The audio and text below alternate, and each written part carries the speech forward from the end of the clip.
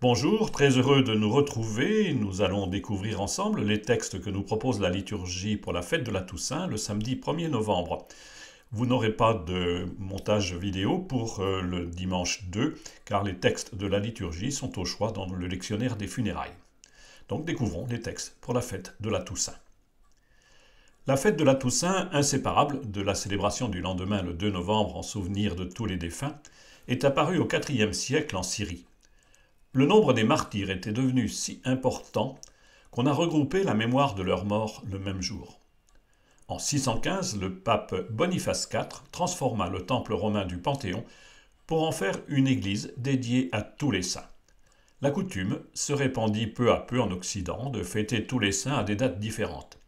L'église de rite byzantin l'a célébrée le dimanche après la Pentecôte. Et c'est en 835 qu'elle fut fixée en Occident au 1er novembre. Pour cette célébration, nous retrouvons chaque année les mêmes textes.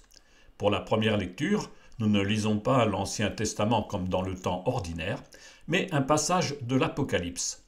Ce choix souligne le lien entre la fête de la Toussaint et le temps pascal. Cette lecture nous donne de contempler la multitude des saints chantant la gloire de Dieu. La deuxième lecture est un bref extrait de la première lettre de Saint Jean. Elle annonce aux enfants que nous sommes que nous aurons un jour la joie de voir le Seigneur. Enfin, l'Évangile nous fait méditer les béatitudes chez Matthieu. Ces paroles de bonheur font le lien entre la vie des croyants sur cette terre et la joie promise au royaume espéré. Mais commençons donc par la première lecture. Le livre de l'Apocalypse, dont le nom signifie non pas catastrophe, mais révélation ou dévoilement, peut dérouter ceux qui l'écoutent et le méditent aujourd'hui.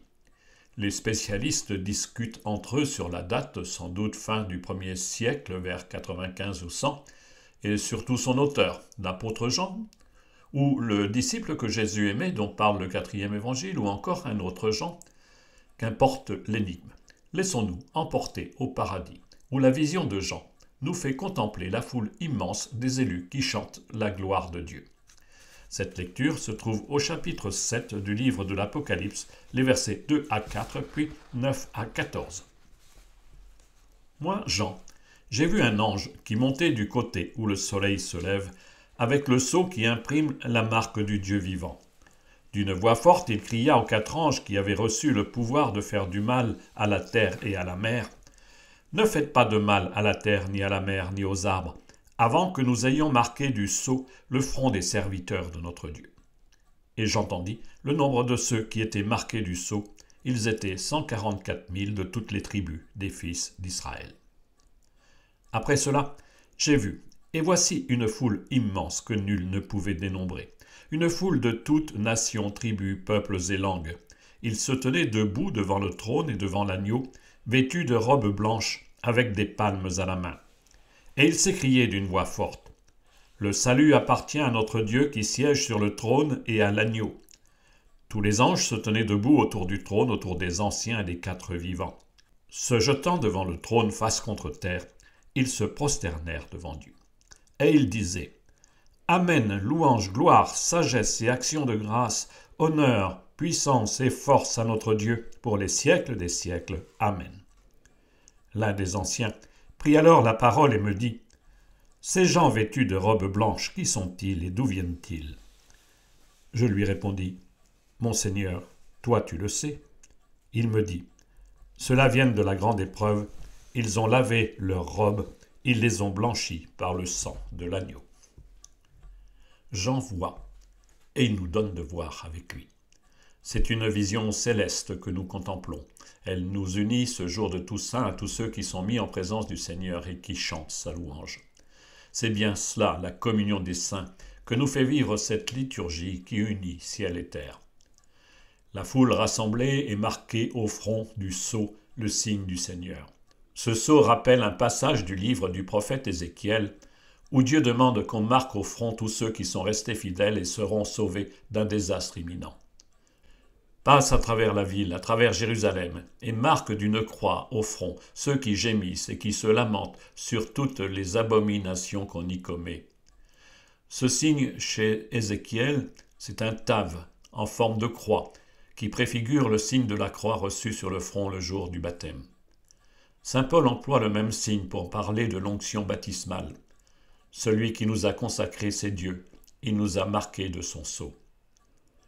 Les palmes à la main, plus que la palme des martyrs, rappellent l'entrée triomphale de Jésus à Jérusalem. Les vêtements blancs lavés dans le sang de l'agneau sont encore le vêtement des baptisés.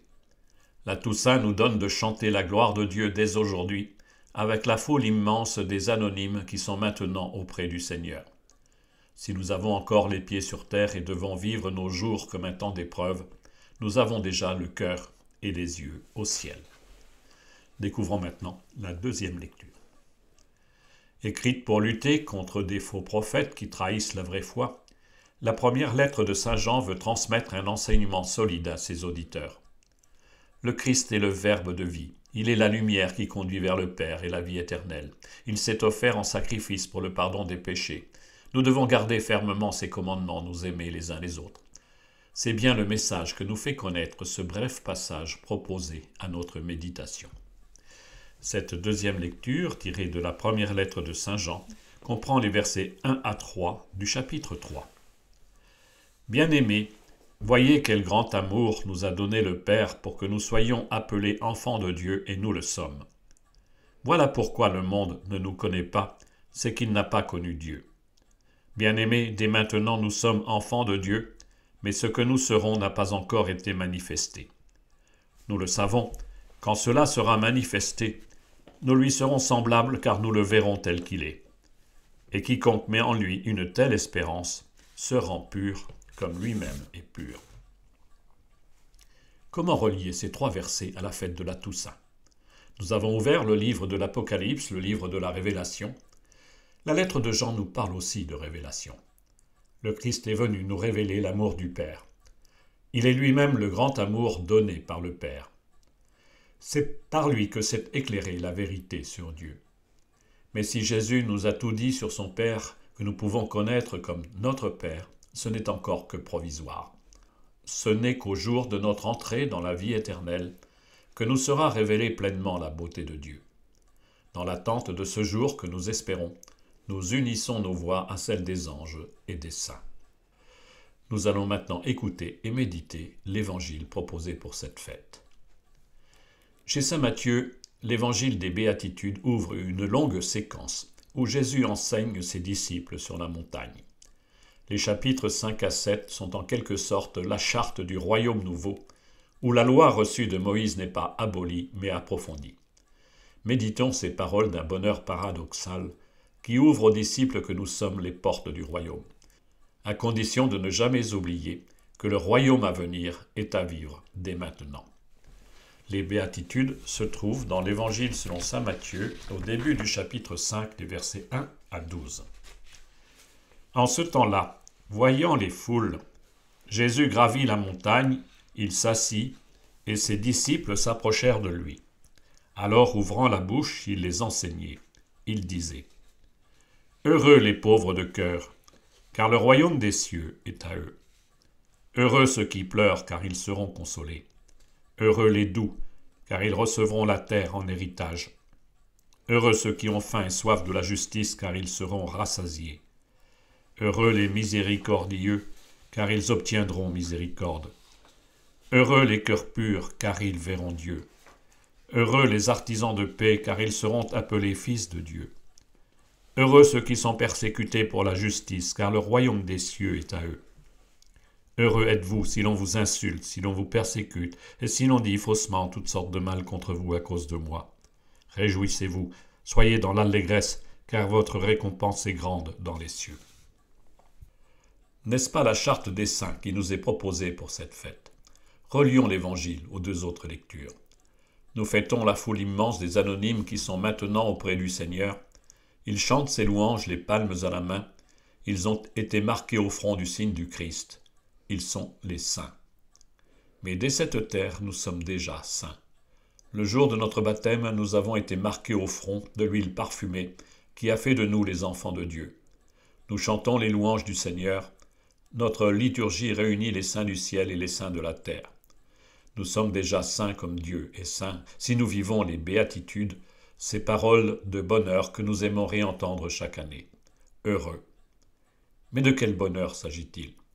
Si nous traduisions mieux ce mot venu de l'araméen, on pourrait dire « debout, en marche, debout les saints de la terre, avec ceux du ciel ».